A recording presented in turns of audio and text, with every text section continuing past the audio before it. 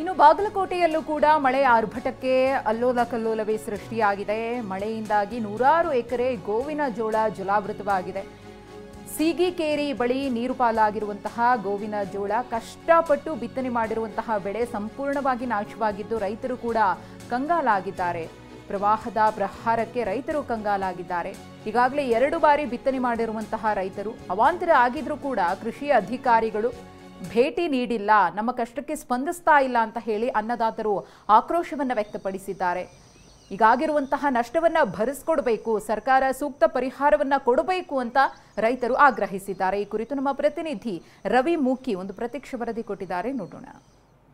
ಏನು ಬಾಗಲಕೋಟೆ ಜಿಲ್ಲಾದ್ಯಂತ ಕಳೆದ 2 ದಿನಗಳಿಂದ ನಿರಂತರವಾಗಿ ಮಳೆ ಸುರಿದ ಹಿನ್ನೆಲೆಯಲ್ಲಿ ಈಗಾಗಲೇ ರೈತರ ಬದುಕು ಮತ್ತೆ ಸಂಕಷ್ಟಕ್ಕೆ ಸಿಲುಕಿದೆ ಅಂತಾನೆ ಹೇಳ್ಬೋದು. ಯಾಕಂದ್ರೆ ರೈತರು ಬಿತ್ತಿ ಬೆಳೆದಂತಹ ಬೆಳೆ ಸಂಪೂರ್ಣವಾಗಿ ಜಲಾವೃತವಾಗಿ ಮತ್ತೆ ನಷ್ಟವನ್ನು ಅನುಭವಿಸ್ತಾ ಇದ್ದಾರೆ. ಅದಕ್ಕೆ ಸಾಕ್ಷಿಯಾದಂತಹ ದೃಶ್ಯವನ್ನ ನಾನು ತೋರಿಸ್ತಾ ಇದ್ದೀನಿ. ಸದ್ಯ ನಾವಿರೋದು ಬಾಗಲಕೋಟೆ ಹೊರವಲಯದಲ್ಲಿರುವಂತಹ ಏನು ಸಿಗಿಕೇರಿ ಎಂದು ಗ್ರಾಮ ಏನಿದೆ, ಆ ಗ್ರಾಮದ ವ್ಯಾಪ್ತಿ ಪ್ರದೇಶದಲ್ಲಿರುವಂತಹ ಒಂದು ರೈತರ ಬೆಳೆಗಳನ್ನ ತೋರಿಸ್ತಾ ಇದೀವಿ. ಈಗ ಏನು ಗಮನಿಸ್ತಾ ಇರುವಂತೆ ನೋಡ್ತಾ ಇರ್ಬೋದು ಎಷ್ಟು ಮಟ್ಟಿಗೆ ನೀರು ನಿಂತಿದೆ ಅಂತಂತಂದ್ರೆ ಸಂಪೂರ್ಣವಾಗಿ ಹೊಲ ಜಲಾವೃತವಾಗಿರುವಂಥದ್ದು.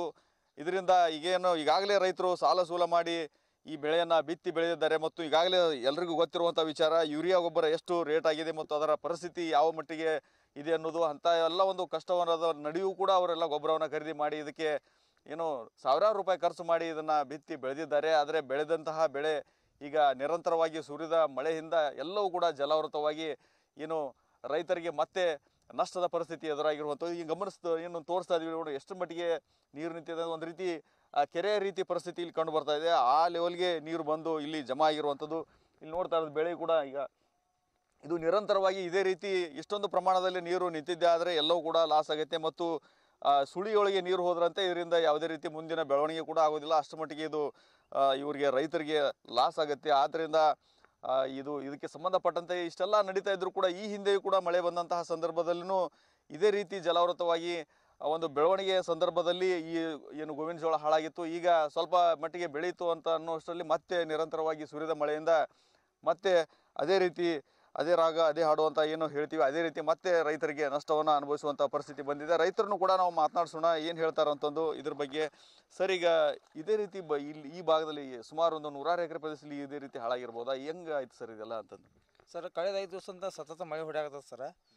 ಬೆಳೆ ಬೆಳತನ ಮಳೆ ಹೊಡೆದ್ಕೊಂಡು ಈ ಇತ್ತರಿ ನೀರು ನಿಂತು ನೀರು ಹರಿಯಾಗತ್ತ ಸರ್. ಬಟ್ 5 ದಿವಸದಿಂದ ಕಂಟಿನ್ಯೂ ಮಳೆ ಐತ್ರಿ ಸರ್. ಒಟ್ಟು ಯಾವ ಉಳ್ಳಾಗಡ್ಡಿಗೂ ಇದಿಲ್ರಿ, ಎಲ್ಲ ರೋಗ ಸ್ಪ್ರಿಂಗ್ ರೋಗ ಹೊಡ್ಯಾಕತ್ತವ್ರಿ, ಎಲ್ಲ ಹೊಡ್ಯಾಕತ್ತವ್ರಿ.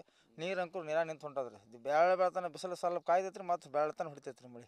5 ದಿವಸ ಆತ್ರಿ ಕಂಟಿನ್ಯೂ. ಈಗ ಇದೆಲ್ಲ ಲಾಸ್ ಅನ್ಸರಿ ಈಗ ನೀರ ಈಗ ಕಂಟಿನ್ಯೂ ನೀರು ನಿಂತ್ರಿ ನೀರು ಹೋಗ್ಬಿಟ್ಟ ಸರ್. ಈಗ 2ನೇ ಸಲ ಹಾಕೋದು ಸರ್. ಮೊನ್ನೆ ಅವಾಗೊಮ್ಮೆ ದೊಡ್ಡ ಮಳೆ ಆತ್ರಿ, ಅವಾಗ ಹಾಳಾಯ್ತು. ಇದು 2ನೇ ಸಲ ಮತ್ತು ಅದು ಇದೇ ರೀತಿನೇ ಆತ್ರಿ. 2ನೇ ಸಲನೂ ಇದೇ ರೀತಿ ಆಯ್ತು ಒಟ್ಟು.